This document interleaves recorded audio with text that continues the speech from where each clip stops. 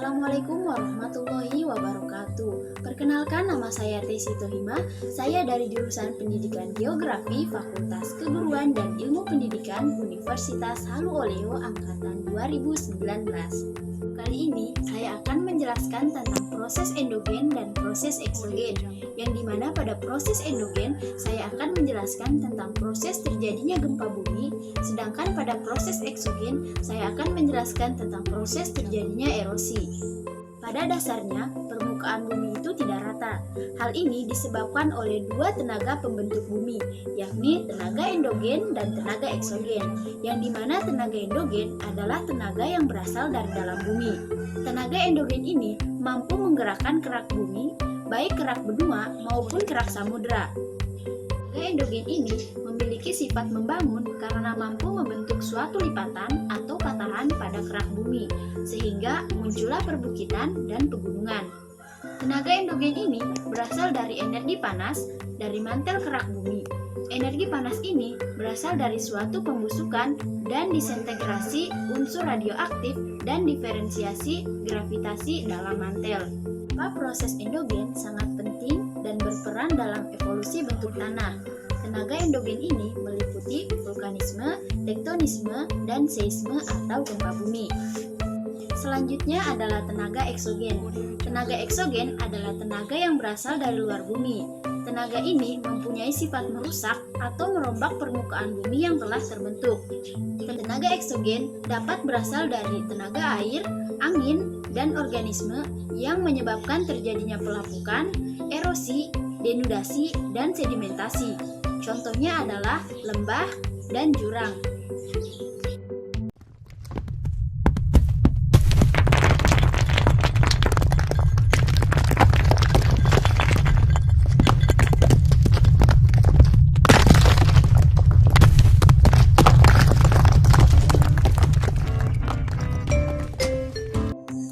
Apa itu gempa bumi? Gempa adalah pergerakan permukaan bumi akibat gelombang yang disebabkan oleh pelepasan energi dari dalam lapisan bumi. Mengapa di Indonesia sering terjadi gempa bumi? Gempa bumi sering terjadi di Indonesia karena letak Indonesia yang berada di jalur pertemuan tiga lempeng, yaitu lempeng Eurasia, lempeng Indo-Australia, dan lempeng Pasifik. Tahukah kamu bahwa bumi mempunyai lapisan? Ya, bumi merupakan planet yang memiliki struktur lapisan yang terdiri dari lapisan bawah dari tempat kaki kita berpijak sampai kepada inti dalam bumi. Lempeng bumi memiliki 4 lapisan, diantaranya 1. Kerak bumi. Kerak bumi merupakan lapisan bumi paling luar dari planet bumi. Lapisan ini berfungsi sebagai tempat tinggal seluruh makhluk hidup. 2. Mantel bumi. Lapisan mantel bumi ini merupakan lapisan paling tebal serta memiliki kandungan magma yang sering kita lihat ketika terjadi erupsi gunung meletus. 3. Inti luar bumi.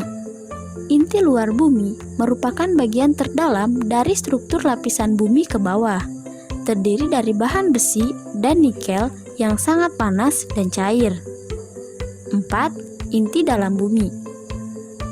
Lapisan inti dalam merupakan pusat terdalam dari inti bumi yang tersusun dari material yang bersifat pejal atau keras yang ditutupi oleh struktur cairan kental dengan suhu yang sangat tinggi.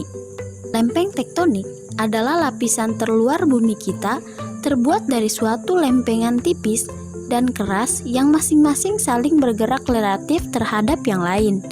Gerakan ini terjadi secara terus-menerus sejak bumi ini tercipta hingga sekarang.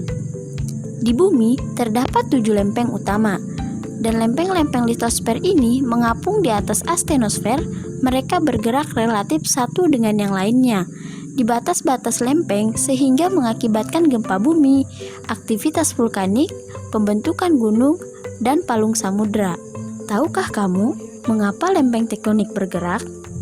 Lempeng tektonik dapat bergerak karena kepadatan relatif litosfer samudra dan karakter astenosfer yang relatif lemah.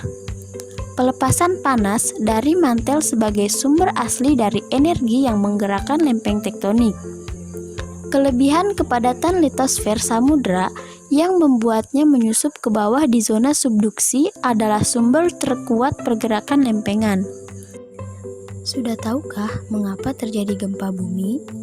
Ya, karena lempeng bergerak, maka terjadi penyimpanan energi pada lapisan bumi dan saat tidak kuat, maka energi terlepas dan terjadilah gempa bumi. Batas-batas lempeng. 1. Divergen. Dua lempeng saling bergerak menjauh satu sama lain. Pada lempeng samudra, proses ini menyebabkan pemekaran dasar laut.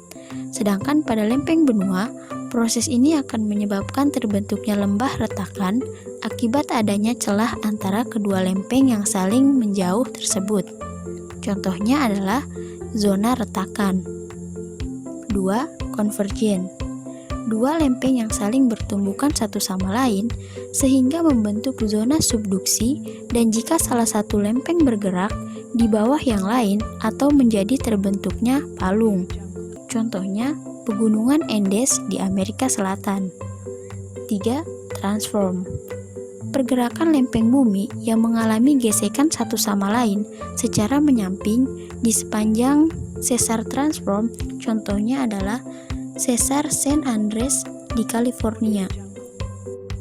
Gempa bumi berdasarkan jenis penyebabnya. Berikut adalah jenis penyebab terjadinya gempa bumi. 1. Gempa tektonik. Gempa tektonik ini terjadi akibat bergeraknya lempeng atau kerak bumi. Tiap-tiap lapisan memiliki kekerasan dan massa jenis yang berbeda satu sama lain. Lapisan kulit bumi tersebut mengalami pergeseran akibat arus konveksi yang terjadi di dalam bumi.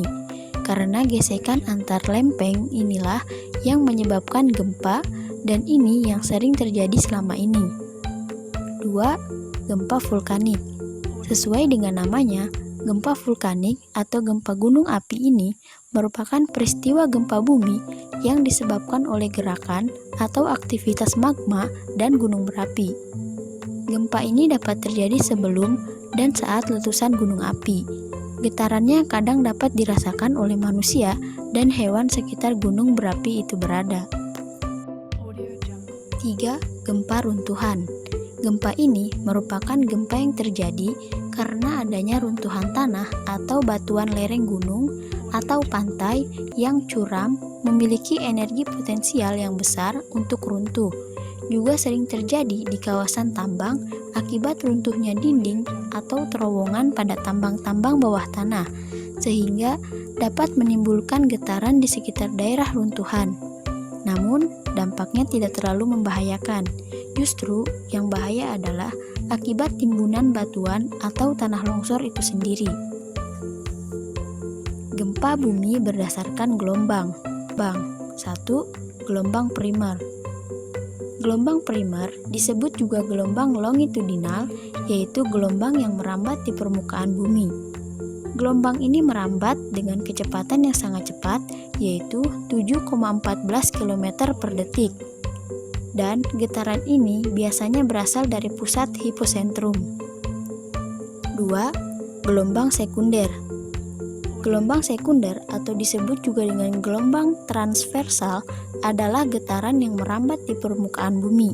Akan tetapi, kecepatan gelombang sekunder lebih lambat dari gelombang primer.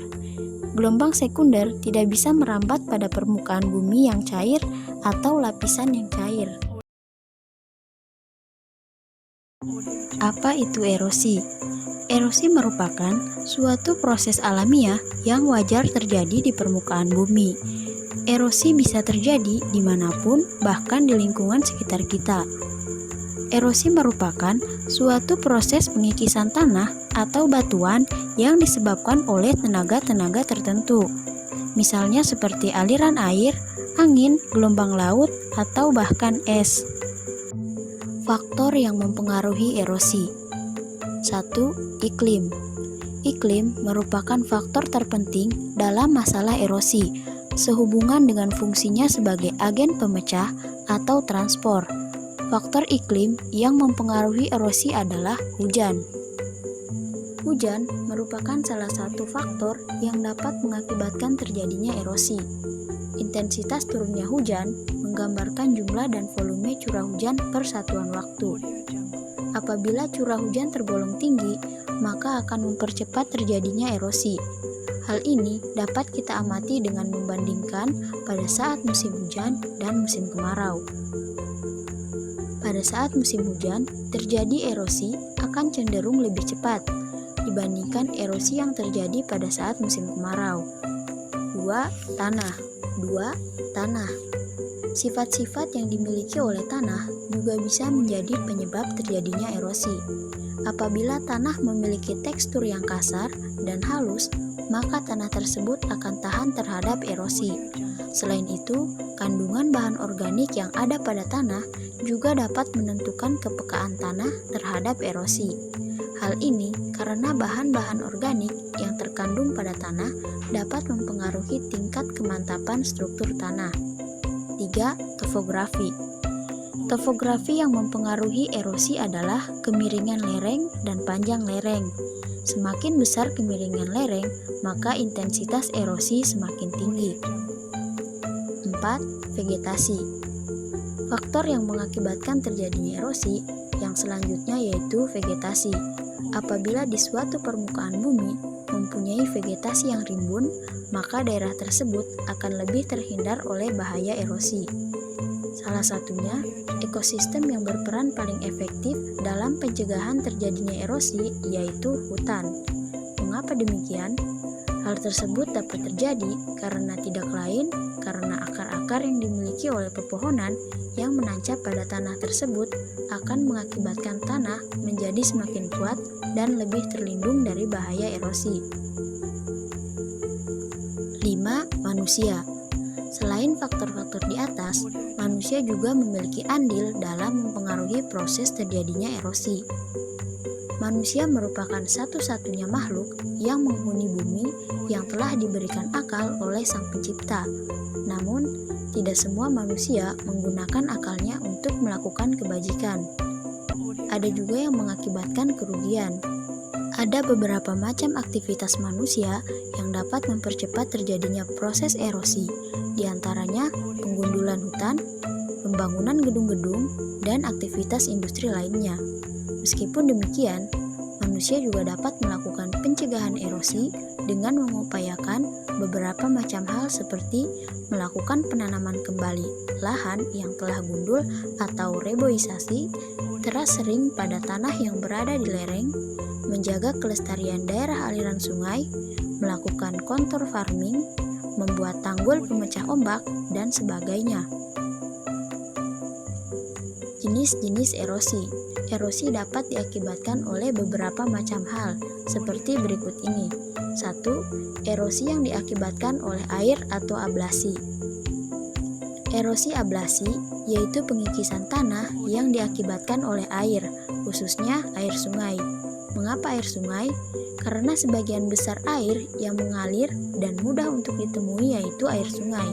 Pergerakan aliran sungai inilah yang menjadi penyebab terjadinya pengikisan tanah karena tanpa kita sadari, aliran air dari tempat yang tinggi menuju tempat yang rendah lama-kelamaan dapat mengikis lapisan tanah. 2. Erosi yang diakibatkan oleh air laut atau abrasi. Abrasi merupakan pengikisan tanah atau bebatuan yang diakibatkan oleh air laut. Walaupun sama-sama air, ternyata erosi akibat air laut dan air sungai memiliki perbedaan, yakni dilihat dari kekuatannya. Pengikisan tanah akibat air sungai, kekuatannya terletak pada alirannya, sedangkan pengikisan akibat air laut, kekuatannya terletak pada ombaknya. 3. Erosi yang diakibatkan oleh angin atau deflasi. Deflasi merupakan pengikisan tanah atau bebatuan yang diakibatkan oleh angin. Tanah atau bebatuan yang terkena hempasan angin, lama-kelamaan partikel-partikel yang dimilikinya akan berpindah ke tempat lain. Akibatnya, tanah atau bebatuan tersebut seiring berjalannya waktu akan mengalami pengikisan yang disebut dengan deflasi. Deflasi umumnya dapat terjadi pada daerah yang memiliki angin yang kekuatannya cukup besar. 4. Erosi yang diakibatkan oleh gletser atau eksarasi. Eksarasi merupakan pengikisan yang diakibatkan oleh gletser atau es. Gletser merupakan bongkahan es besar yang dapat terbentuk di permukaan tanah atau permukaan laut. Runtuhnya gletser yang mencair dapat menimbulkan dorongan aliran yang sangat besar dan kuat.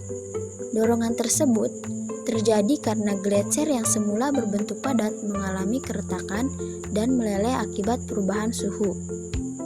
5. Korosi.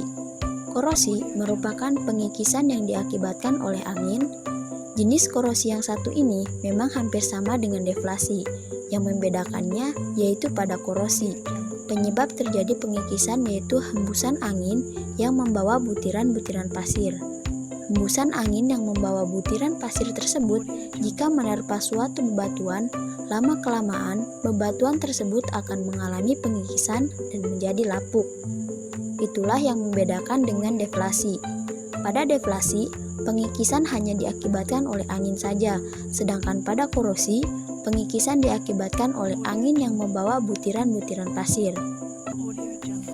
Nah, itulah tadi penjelasan mengenai proses endogen dan proses eksogen, serta proses terjadinya gempa bumi dan erosi. Semoga bermanfaat bagi kita semua. Apabila ada tutur kata yang salah, saya ucapkan mohon maaf. Saya akhiri dengan wassalamualaikum warahmatullahi wabarakatuh.